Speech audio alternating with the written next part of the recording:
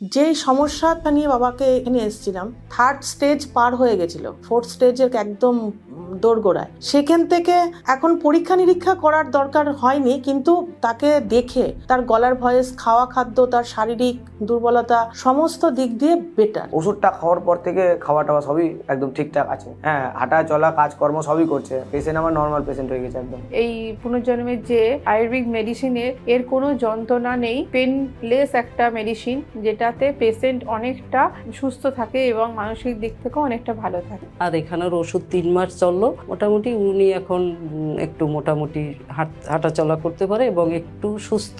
আবার দ্বিতীয়বার আমরা এখানে এসেছি। ফোলাটা কমছে না, বাড়ছে আস্তে আস্তে। ওষুধে কোনো কাজ হলো না, এটা খুব বাজে জিনিস, খুব দ্রুত ছড়ায়। এই পায়ের ফুটের এই জায়গার থেকে আমি বাদ দিয়ে দেবো। মাসখানেক পরে আমরা পুনর্জন্মে এলাম। ওনার এখন আমরা আবার এই হাঁটুর নিচ থেকে বাদ দেব। এই জন্য পুনরায় আবার পুনর্জন্মের কাছে আজকে এলাম। আমার নাম ভোলানাথ দে, পেশেন্টের নাম আরতি দে বর্মন। পেশেন্ট আমার ওয়াইফ, ওনার বয়স এখন 63।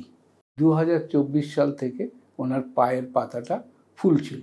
ফোলার পরে দীর্ঘদিন কল্যাণীতে সমস্ত ডাক্তার মোটামুটি চেঞ্জ করে করে দেখালাম, কিন্তু ফোলাটা কমছে না, বাড়ছে আস্তে আস্তে। তারপরে এক সময় আসলো, ওটা এমআরআই করার পর ডাক্তার বললেন পুজ হয়েছে, ইমিডিয়েট অপারেশন করতে হবে।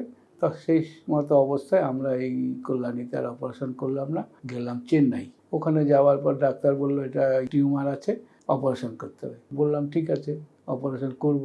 করালাম। করানোর পর তখন কিন্তু বললো এখানে কোনো ক্যান্সার নেই, আপনাদের কোনো ভয় নেই, বাড়ি চলে যান। তথা আমাদের চলে এলাম। বাড়িতে আসার পর পাশ থেকে আবার ফুলছে। ডাক্তারকে আবার ভিডিও কলের মারফত কন্ট্যাক্ট করলাম। করার পর ডাক্তার বলল এটা মনে হয় ব্লাড সার্কুলেশনটা ঠিক হচ্ছে না, এই জন্যই ফুলছে। ঠিক আছে, ওষুধ চেঞ্জ করে দিল। ওষুধে কোনো কাজ হলো না, সেই একই আবার ফুলছে। তারপরে এখানে লোকাল ডাক্তার দেখালাম কল্যাণীতে। এরা বলছে আমরা বুঝতে পারছি না উনি কী করেছে।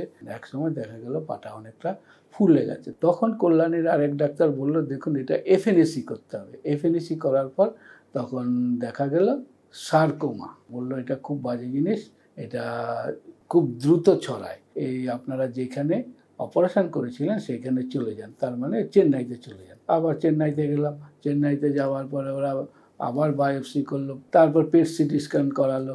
করানোর পর বললো ক্যান্সার হয়েছে। এবার তখন ডাক্তার 15 দিন পরে বলল এই পায়ের ফুটের এই জায়গার থেকে আমি বাদ দিয়ে দেবো, আর আগামী দিনে এটা আশা করি হবে না। এইবার তথাস্তু, এবার ওইটা ফুটটাই বাদ দিয়ে দিল। বাদ দেওয়ার পরে আমরা তখন মাসখানেক পরে আমরা পুনর্জন্মে এলাম। পুনর্জন্মে আসার পর ওনাদের সব শুনলাম।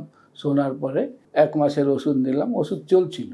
তথাস্তু আমরা ওই একবার ঠাকুরপুকুর হসপিটালে গিয়েছিলাম যে এই মতো অবস্থায় কি ওই কেমো অথবা রেডিয়েশন দিতে হবে কি না। ঠাকুরপুকুর হসপিটালের ডাক্তাররা বোর্ড মিটিং করে বললো আপাতত কিছু করতে হবে না, কোনো ইসে নেই, আপনারা যে ডাক্তার অপারেশন করেছে সেই ডাক্তারের আন্ডারে চেক আপে থাকবেন। আমরা তখন ওই পুনর্জন্মের ওষুধ তখন আর নিলাম না। ডাক্তাররা বোর্ড বসিয়ে যেহেতু বললো, আমাদের একটা ওভার কনফিডেন্স যে ডাক্তাররা বললেন। এইবার আবার দেখা গেল আবার ফুলে পাটা, যেইখান থেকে পাটা সাইড দিয়ে ফুলে যাচ্ছে আস্তে আস্তে। এই মতো অবস্থায় আমরা মুম্বাই গেলাম। ওখানে যাওয়ার পর ওখানে তো এখন বলছে ওনার এখন 3rd স্টেজ। ওনার এখন আমরা আবার এই হাঁটুর নিচ থেকে বাদ দেব, এবং এখন দেখা যাচ্ছে কুচকির এখানেও মানে কী বলে টিউমারের মতন হয়েছে, আগে যেটা ছিল না।